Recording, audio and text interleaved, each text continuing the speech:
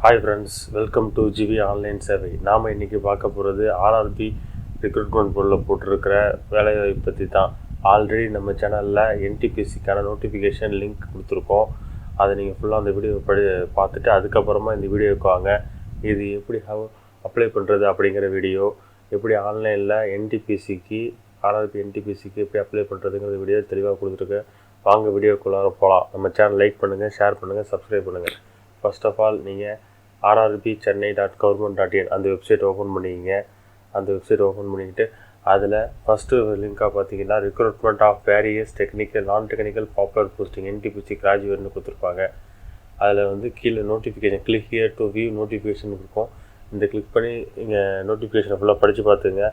அதுக்கப்புறமா நம்ம அப்ளை பண்ண ஸ்டார்ட் பண்ணுங்கள். Click here to apply online அதை கிளிக் பண்ணுங்கள்.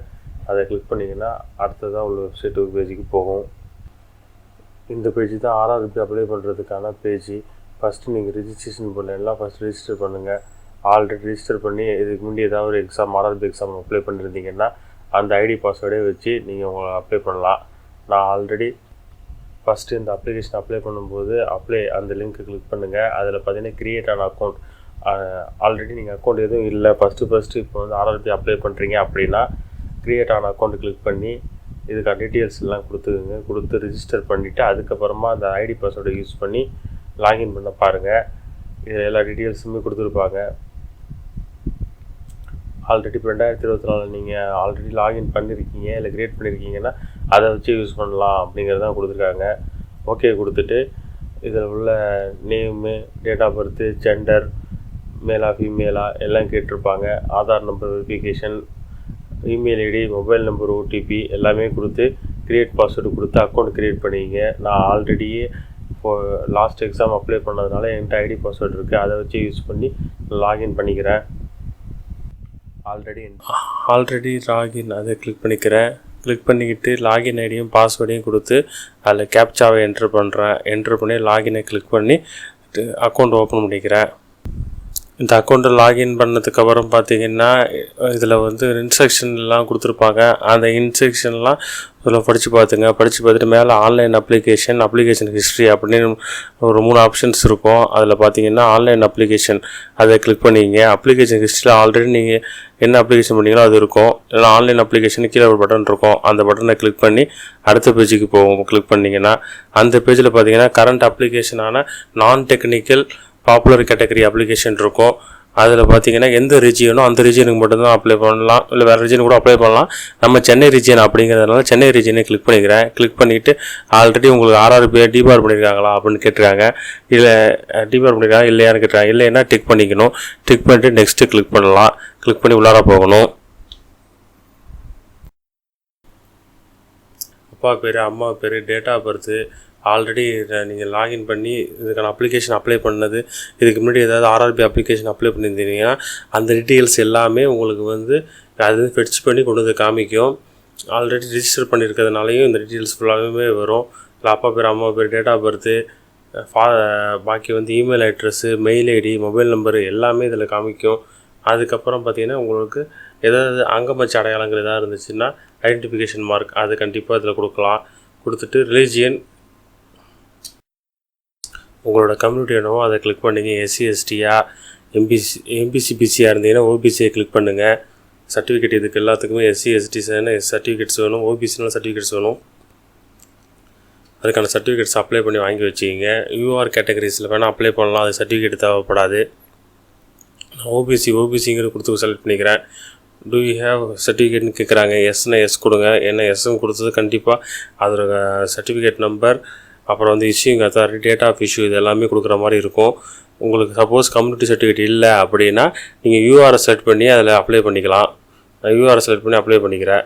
அதில் பார்த்தீங்கன்னா ப்ரெசென்ட் அட்ரஸுக்கு எடுத்துருப்பாங்க. ஆல்ரெடி ப்ரெசென்ட் அட்ரஸ் டீட்டெயில்ஸ்லாம் ஏற்கனவே எனக்கு இதுக்கு முன்னாடி ஒரு அப்ளிகேஷன் பண்ணியிருக்கிறதுனால அதுலேருந்து எடுத்துகிட்டு வருது.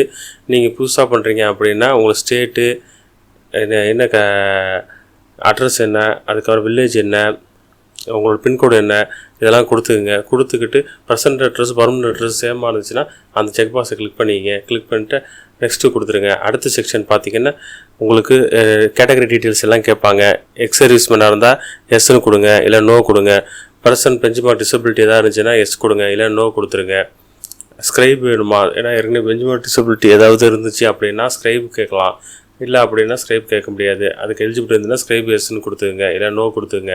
எக்கனாமிக்கல் பேக்வேர்ட்ஸ் கிளாஸ் இபிசி கிளாஸாக இருந்துச்சு அப்படின்னா அதுக்கான சர்டிஃபிகேட்ஸ் வச்சுருந்தீங்கன்னா எஸ் கொடுங்க, இல்லை நோ கொடுத்துங்க. ஏதாவது ரயில்வேயில் வேறு ஏதாவது அப்ளிகேண்டாக ஒர்க் பண்ணுறீங்களா, எம்ப்ளாயாக ஒர்க் பண்ணுறீங்களா அப்படின்னு சொல்லி கேட்டிருக்காங்க. எம்ப்ளாயாக ஒர்க் பண்ணிங்கன்னா எஸ் கொடுங்க, இல்லை நோ கொடுத்துருங்க. கரண்ட் எம்ப்ளாய்மெண்ட் நீங்கள் ப்ரைவேட்டில் ஒர்க் பண்ணாலும் பரவாயில்ல, பர்மனெண்ட் எம்ப்ளாயி இல்லை கவர்மெண்ட் எம்ப்ளாயாக இருந்தாலும் பரவாயில்ல, அதுக்கான எஸ்ஸுனா எஸ் கொடுங்க. இல்லை எதுவுமே ஒர்க் பண்ணல அப்படின்னா அன்எம்ப்ளாய் நாட் அப்ளிகபிள் கொடுத்துங்க. உங்கள் பாஸ்புக்கில் எப்படி இருக்கோ அதே மாதிரி நேம் கொடுத்துங்க, அக்கௌண்ட் நம்பர், ஐஎஃப்எஸ்சி கோடு, அப்புறம் நேம் ஆஃப் பேங்க்கு, அட்ரஸ் அதெல்லாம் ஆட்டோமேட்டிக்காக ஃபிக்ஸ் பண்ணி வரும். உங்கள் அக்கௌண்ட் நம்பரு நேம் கரெக்டாக கொடுத்துங்க. இது எதுக்காக கொடுக்குறது அப்படின்னா, சப்போஸ் நீங்கள் எக்ஸாம் அப்ளை பண்ணி உங்களுக்கு எக்ஸாம் எழுதிட்டீங்க அப்படின்னா உங்களுக்கு ₹500 அப்ளை பண்ணியிருக்கீங்கன்னா உங்களுக்கு ₹400 ரீஃபண்ட் ஆகும். எஸ்சிஎஸ்டியாக இருந்தால் ₹250 ரீஃபண்ட் ஆகிடும். அதுக்காக தான் இந்த அக்கௌண்ட் நம்பர் கேட்குறாங்க. சேவ் அண்ட் நெக்ஸ்ட்டு கொடுத்துருங்க. நெக்ஸ்ட் கொடுத்தீங்கன்னா அடுத்த பேஜுக்கு போவோம். இந்த பார்ட்டில் எசென்சியல் குவாலிஃபிகேஷன் பற்றி கேட்டிருக்காங்க. எசென்சியல் குவாலிஃபிகேஷன்னா இதில் எஸ்எஸ்எல்சியாக என்னென்னு டீட்டெயில்ஸ் கொடுத்துக்கலாம். எஸ்எஸ்எல்சி அப்படின்னா எஸ்எல்சியோட கொடுங்க, இல்லை மெட்ரிகுலேஷன் கொடுங்க. அதுக்கப்புறம் ரோல் நம்பர் கேட்டிருக்காங்க. அதுக்கப்புறம் ஸ்டேட் கேட்டிருக்காங்க. அதுக்கப்புறம் ரிசல்ட் எப்படி டிக்ளரேஷன் ஆச்சு, என்ன போர்டு அப்படிங்கிறது கேட்டிருக்காங்க. இந்த டீட்டெயில்ஸ்லாம் ஆல்ரெடி எனக்கு ஃபில் ஆகியே இருக்கும். ஏன்னா ஆல்ரெடி நான் இதுக்கு முன்னாடி அப்ளிகேஷன் அப்ளை பண்ணதுனால அதுக்கு டீட்டெயில்ஸ் அப்ளை பண்ணுற மாதிரி இருக்குது. இல்லைன்னா உங்களுக்கு ஃப்ரெஷ்ஷாக பண்ணுறீங்க அப்படின்னா உங்களுக்கான டீட்டெயில்ஸ் என்டர் பண்ணுற மாதிரி இருக்கும். அதுக்கப்புறம் எசென்சியல் குவாலிஃபிகேஷன் ஆஃப் டிகிரி, அதில் degree discipline degree bachelor degree கொடுத்துங்க, டிசிப்ளினும் பேச்சுலர் டிகிரி அதையும் கொடுத்துக்கிட்டு அதுக்கப்புறம் பார்த்தீங்கன்னா உங்களுக்கு சப்ஸ்ட்ரீம் கேட்டிருக்காங்க. பிஎஸ்சி கம்ப்யூட்டர் சயின்ஸா, பிஎஸ்சி மேக்ஸா, பிஎஸ்சி ஃபிசிக்ஸா, இல்லை பிஏ இங்கிலீஷ், பிஏ தமிழ், என்ன டிகிரியோ பிஇ அப்படி எந்த டிகிரியாக இருந்தாலும் ஃபுல்லாக டிகிரியை கொடுத்து அதுக்கப்புறம் உங்களோட சப்ஸ்ட்ரீமையும் ஃபுல்லாக கொடுத்துட்டு எந்த ஸ்டேட்டில் படிச்சிங்களோ அந்த ஸ்டேட்டை கொடுங்க. ஸ்டேட்டுக்கு அப்புறம் பார்த்தீங்கன்னா உங்களுக்கு என்ன போர்டு, எந்த போர்டில் படிச்சிங்க, name of university or college கேட்பாங்க, டேட் ஆஃப் டிக்ளரேஷன் கேட்பாங்க. இது எல்லாமே பார்த்து கொடுத்துட்டு அதுக்கப்புறமா உங்களுக்கு கீழே do you have date of result declaration கொடுத்ததுக்கப்புறம் பார்த்தீங்கன்னா கீழே do you have any typing preference அப்படின்னு கொடுத்துருப்பாங்க. இங்கிலீஷ் ஹிந்தியில் உங்களால் கம்ப்யூட்டரில் டைப் பண்ண தெரியுமா அப்படிங்கிறது கேட்டிருக்காங்க. எஸ்னா எஸ் கொடுத்துங்க, நோ கொடுத்துங்க. எஸ்ன்னு கொடுத்தீங்கன்னா கண்டிப்பாக உங்களுக்கு டைப்பிங் டெஸ்ட்டு இருக்கும். டைப்பிங் டெஸ்ட்டில் நீங்கள் பாஸ் பண்ணி அதற்கான வேலை வாய்ப்பு, இப்போ டைப்பிங் அக்கௌண்டன்ட்ஸ் ரெண்டு ஆப்ஷன் இருக்குல்ல, அந்த 2 கேட்டகரியிலுமே வேலை வாய்ப்பு இருக்கும். அந்த கேட்டகரி வேலை வாய்ப்புக்கெல்லாம் பார்த்தீங்கன்னா டைப்பிங் கண்டிப்பாக இருக்கணும். எஸ்ன்னு கொடுத்தீங்கன்னா டைப் பண்ணுற மாதிரி இருக்கும். அதுக்கப்புறம் அப்லோடு ஒரு எஸ்எஸ்எல்சி மார்க் ஷீட்டை ஸ்கேன் பண்ணி வச்சிங்க, அதை அப்லோட் பண்ணணும். கண்டிப்பாக அப்லோட் பண்ணிவிட்டு அதுக்கப்புறமா உங்களுக்கு சேவ் அண்ட் நெக்ஸ்ட்டு கொடுத்து இந்த டீட்டெயில்ஸ்லாம் சேவ் ஆகணும். அப்லோட் டாக்குமெண்ட்டு, எஸ்எல்சி டாக்குமெண்ட்டை கிளிக் பண்ணி அப்லோட் பண்ணிக்கிங்க. அப்லோட் டாக்குமெண்ட்டை கிளிக் பண்ணுங்கள். கிளிக் பண்ணி நீங்கள் எங்கே ஸ்கேன் பண்ணி வச்சுருக்கீங்களோ அந்த டாக்குமெண்ட்டை ப்ரௌஸ் பண்ணி எடுத்து அப்லோடை கிளிக் பண்ணிங்கன்னா அப்லோட் ஆகிடும். அதுக்கப்புறம் சேவ் அண்ட் கண்டினியூ நெக்ஸ்ட் ஆப்ஷனை கிளிக் பண்ணுங்கள். இந்த செக்ஷனை பொறுத்த வரைக்கும் பார்த்தீங்கன்னா உங்களுக்கு ஃபோட்டோ அண்ட் சிக்னேச்சர் அப்லோட் பண்ணுற மாதிரி இருக்கும். ஃபோட்டோஸ் அதை ஆல்ரெடி ஸ்கேன் பண்ணி வச்சுக்கிங்க. ஒயிட் பேக்ரவுண்ட் ஃபோட்டோஸாக, ஏன்னா ஒயிட் பேக்ரவுண்ட் ஃபோட்டோவாக தான் இருக்கணும். பாஸ்போர்ட் சைஸ் ஃபோட்டோவாக எடுத்துகிட்டு ஒயிட் பேக்ரவுண்ட் வச்சு எடுத்துக்கோங்க. அதை ஸ்கேன் பண்ணி வச்சு அப்லோட் பண்ண பாருங்கள். அதுக்குள்ளே 30 KB 70 KBக்குள்ளே தான் இருக்கணும். அதேமாரி எம்எம் சைஸ் பார்த்தீங்கன்னா 35x45 mm சைஸில் தான் ஃபோட்டோ ஸ்கேன் பண்ணியிருக்கணும். இப்படி பிக்சல் சைஸும் கொடுத்துருக்காங்க. அதே மாதிரி பாக்கி எப்படி டீட்டெயில்ஸ் எல்லாமே இருக்கணும் அப்படிங்கிறது எல்லாமே அதில் ப்ரிஸ்கிரிப்ஷனாக கொடுத்துருக்காங்க. அதை ஃபுல்லாக படித்து பார்த்துட்டு அதே மாதிரி ஸ்கேன் பண்ணி ப்ரௌஸ் பண்ணி அப்லோட் பண்ண பாருங்கள். அதுக்கப்புறமா சைனும் அதே மாதிரி இந்த 30 KBக்குள்ளே 70 KBயில் தான் இருக்கணும். 30 KB 70 KBக்குள்ளே இருக்கணும். அதே மாதிரி உங்களுக்கு பிளாக் பெனில் போட்டிருக்கலாம், ப்ளூ பெனில் போட்டிருக்கலாமா சைன் அப்படிங்கிற ரன்னிங் லெட்டர்ஸ் தான் இருக்கணும். சைஸ் பார்த்தீங்கன்னா 20 mm to 50 mm அப்படிங்கிற மாதிரி சைஸ் கொடுத்துருக்காங்க. அது லென்த்து வித் ரெண்டுத்தையும் கொடுத்துருக்காங்க. அந்த சைஸில் நீங்கள் ஸ்கேன் பண்ணி கிளியராக ஸ்கேன் பண்ணிவிட்டு அதை ப்ரௌஸ் பண்ணி அப்லோட் பண்ண பாருங்கள். பண்ணிவிட்டு நெக்ஸ்ட்டு கிளிக் பண்ணுங்கள். ஃபோட்டோவும் சைனும் சேவ் ஆகிடும். சேவ் ஆகிட்டு அடுத்த பேஜுக்கு உங்களுக்கு போகும். எந்தெந்த போஸ்டிங்கெலாம் நீங்கள் எலிஜிபிளோ, உங்கள் டிகிரி எலிஜிபிளாக இருக்கோ அந்த போஸ்டிங் எல்லாமே இதில் காமிக்கும். அது ஃபஸ்ட்டு ப்ரிஃபரன்ஸ், செகண்ட் ப்ரிஃபரன்ஸ் எல்லாம் பார்த்து கொடுத்துக்கலாம். உங்களுக்கு ஃபஸ்ட்டு ப்ரிஃபரன்ஸ், செகண்ட் ப்ரிஃபரன்ஸ் கொடுக்க தெரியல அப்படின்னு நோட்டிஃபிகேஷனை பார்த்துக்கங்க. பார்த்துட்டு அதிகபட்சமான போஸ்டிங்ஸ் எதெல்லாம் இருக்கோ அதெல்லாம் ஃபஸ்ட்டு ப்ரிஃபரன்ஸ் கொடுங்க. அதுக்கப்புறம் டைப்பிங் நீங்கள் முடிச்சிருக்கீங்க அப்படின்னா ஃபஸ்ட்டு டைப்பிங் இதை ஃபஸ்ட்டு ப்ரிஃபரன்ஸாக கொடுக்க பாருங்கள். நீங்கள் டைப்பிங் முடிச்சிருக்கீங்க அப்படின்னா ஃபஸ்ட்டு டைப்பிங் போஸ்டிங்கை பார்த்து கொடுத்துக்குங்க. அதில் 4 போஸ்டிங் டைப்பிங் கொடுத்துருக்காங்க, அதை ஃபஸ்ட்டு ப்ரிஃபரன்ஸாக கொடுத்துங்க. இல்லைன்னா இது அதிகபட்ச போஸ்டிங்காக இருக்கிறத பார்த்து ஒன்றா கொடுத்துக்குங்க. ஏது அதிகபட்ச வேக்கன்சிஸ் இருக்கோ அதை இந்த நோட்டிஃபிகேஷனில் காட்டியிருக்கேன் பாருங்கள். சென்னையை பொறுத்த வரைக்கும் அந்த நோட்டிஃபிகேஷனை பார்த்து அதில் உள்ளதை பார்த்து கொடுக்க பாருங்கள். இது டைப்பிஸ்ட்டு அப்படின்னா ஃபஸ்ட்டு டைப்பிஸ்ட்டை கொடுத்துட்டு அதுக்கப்புறமா அடுத்தடுத்ததை கொடுக்க பாருங்கள். நான் என்னோடய குவாலிஃபிகேஷன் என்னென்ன கரெக்டாக இருக்குமோ அதெல்லாம் பார்த்து அது அதிகபட்சமான வேக்கன்சிஸ் எது இருக்கோ அதெல்லாம் பார்த்து கொடுத்துக்கிறேன். டிக்கெட் சூப்பர்வைசர் அந்த ஆப்ஷனை ஃபஸ்ட்டாக கொடுத்துக்கிறேன். அதுக்கப்புறம் பார்த்திங்கன்னா டைப்பிஸ்ட்டு போஸ்டிங் இருக்குல்ல, அது செகண்ட் ஆப்ஷனாக கொடுத்துக்கிறேன்.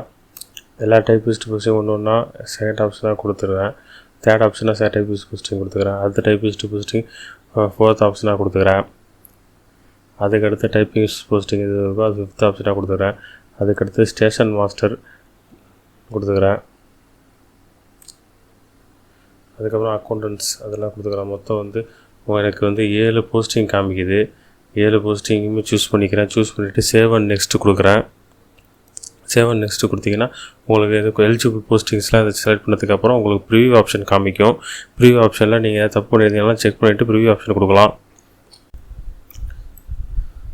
இங்கே கீழே இருக்க செக் பாக்ஸ்லாம் செக் பண்ணிவிட்டு ப்ளேஸ் என்ன ப்ளேஸோ உங்களோட ப்ளேஸ் என்னவோ அதை நீங்கள் கொடுத்துங்க. நான் என்னோடய ப்ளேஸாக கொடுத்துட்டு கீழே சிக்னேச்சர் இருக்கும், அதையும் பார்த்துட்டு சேவ் கொடுங்க. சேவ் கொடுத்ததுக்கப்புறம் ப்ரிவியூ அப்ளிகேஷன் அப்படின்னு இருக்கும். ப்ரிவியூ அப்ளிகேஷனை கிளிக் பண்ணிங்கன்னா உங்களோட அடுத்த இருக்க பாக்ஸில் உங்களுக்கு என்னென்ன ஆப்ஷன்ஸ் இருக்கோ அது எல்லாமே ப்ரிவியூ ஆகி காமிக்கும். ப்ரிவியூ அப்ளிகேஷனை கிளிக் பண்ணிங்கன்னா அடுத்தது நீங்கள் உங்களோட நேமு, டேட் ஆஃப் பர்த்து, அப்பா பேர், அம்மா பேர், உங்கள் qualification, phone number, mail ID, photo, sign எல்லாமே காமிக்கும்.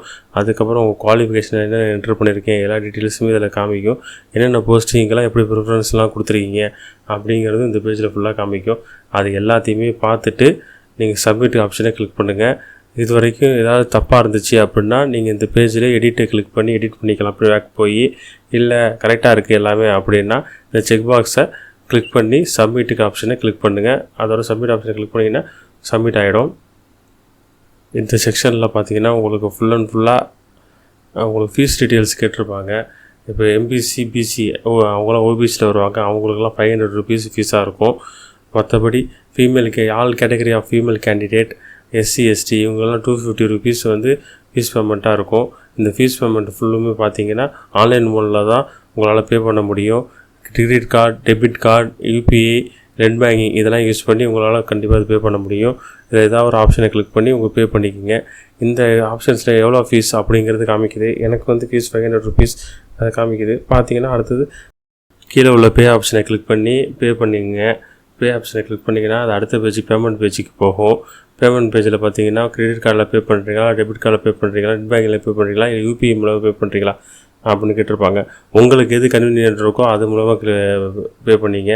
மேக்ஸிமம் நீங்கள் நெட் பேங்கிங் வழியாக பே பண்ண பாருங்கள். அதுதான் உங்களுக்கு எப்போதுமே சக்ஸஸாக ஆக முடியும். மற்றபடி யூபிஐ அதெல்லாம் அப்ளை பண்ணுறீங்கன்னா சம்டைம் சக்ஸஸ் ஆகும், சம்டைம் ஃபெயிலியர் ஆகும். இதை அப்ளை பண்ணி பே பண்ணதுக்கப்புறம் பார்த்தீங்கன்னா ஒரு அப்ளிகேஷன் டவுன்லோட் ஆகும். அந்த அப்ளிகேஷனை சேவ் பண்ணி வச்சுக்கிங்க. இது ஃபியூச்சரில் உங்களுக்கு ஹால் டிக்கெட் எடுக்கிறதுக்கு யூஸ் ஆகும்.